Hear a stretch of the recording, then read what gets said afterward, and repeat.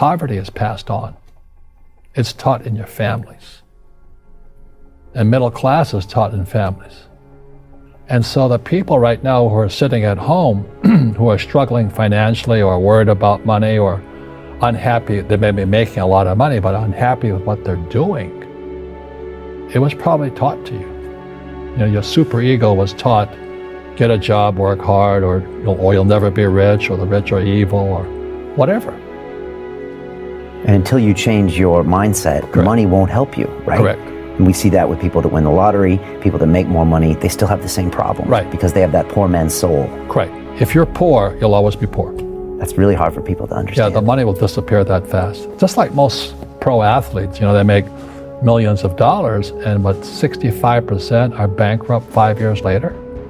It's because they come from poor families.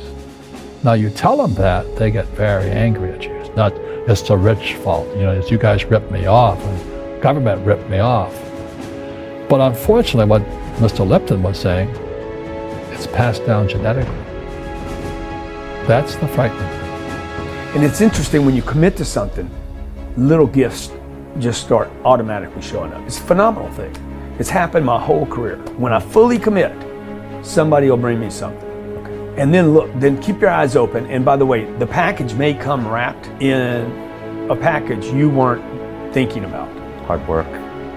Or like a voice, or like a person, or maybe from a different direction than you thought, or an offering where you're like, you read something about this and that's not the thing. Like all throughout my career, it's come in weird kind of ways. If you ask for help and somebody shows up at the door, maybe invite them in, regardless of what the packaging is or what you've heard about it or whatever. That's really been beneficial. Okay. How old are you? 44. I'm 40. Do you know how young we feel? When you were 26, did you ever think that this is what 44 felt like? No. You thought that was finished? Yeah. How old are you? Like, you think a 40-year-old, like when I was 25 years old, I thought a 40-year-old was finished. I don't even feel like I'm starting, right? Yeah, but when I was 26, I was in a rush. I understand. And all of those guys and girls on the streets last night, when you say that to them, like their face kind of goes blank, because all the stuff they watch, MTV, music videos, it's all about the bling now, and the this now, and the this now. And MTV's tamed. You start following people on Instagram, and it's a disaster. They're all pushing, it's all about champagne and private planes, and you can get it too, and just sign up for my course, and everybody's falling for it. So I'm coming out, and first of all, I want to be historically correct. Nobody in 100 years is going to watch that video and say that I was full of crap.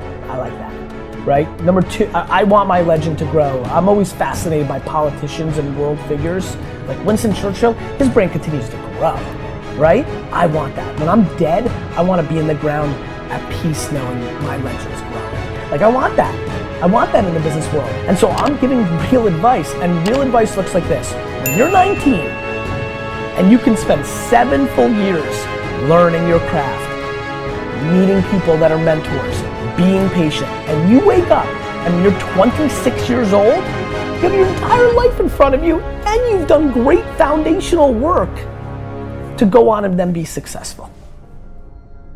I have bad luck too. I've had financial crashes. I've had people stab me in the back, but they're all good because I grow from it. That's spirituality. Right. People who are afraid of making mistakes, like they teach in school, they don't ever grow, because spirituality is there's good and there's bad, there's right and there's wrong, there's up and there's down.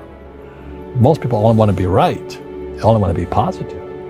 Well, you can't have that. That's not reality.